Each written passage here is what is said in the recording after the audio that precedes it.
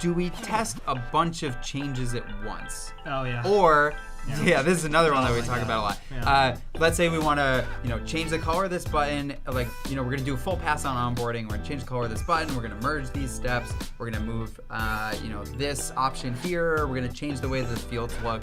And, like, is that the test? Changing all these things at once? Yeah. Or do you change each individual thing and wait for results on each of those, right? So for context, our old onboarding was built like July 2016. Long time ago.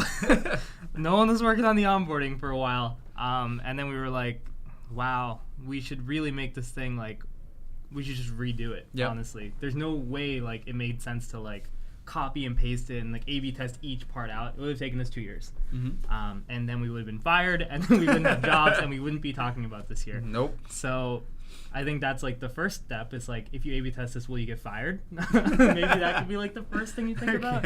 But yeah, no, it's a fair point because it's like we had a designer on the team and her idea was basically we have consistency in design of like what we do across the product. Mm-hmm. We have like certain buttons that we use. We have certain colors and themes and like font sizes and like inputs. Should we A/B test every single one of these things out to make individually? Sure it doesn't, right. Yeah. To make sure it doesn't have a negative impact? And the answer there was no. We ended up just saying, let's just combine, let's just do it out. Let's try to do like a one-to-one transfer. Let's do the best we can. But like let's make the upgrades that we need to make. So if, like we're using an old input style, let's use the new input style. If we're using like a green that doesn't exist in our color palette anymore, let's change the green. But we tried not to do anything that would affect the flow. So we didn't say like, okay, let's just like get rid of these 2 steps. So let's like we didn't change the text on the CTAs. Right. We kept the CTA text the same because then you get into a really tricky situation, which is like, is this going up or down because I changed the style? Right. Or because I changed the text? Or is it the way that the page is structured? Right. Yeah. So you got to do your best to try to keep that when you have situations where you can't A/B test every single thing.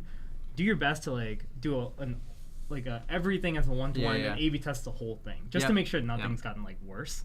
And then after that the question comes up of like, if I have one step where I change the CTA, right? And then the next step I want to like merge 2 steps together after that.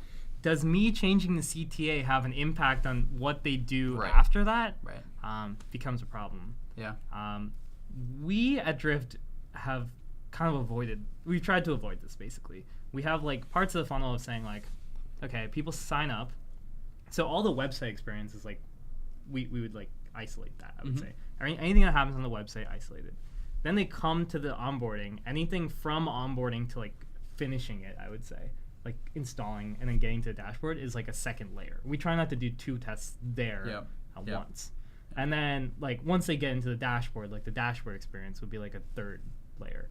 So we can usually have like 3 experiments at once, basically. And you can have lots of different website pages. So we usually have at least like 4 or 5 experiments running at once. But they're on very distinct parts of the funnel.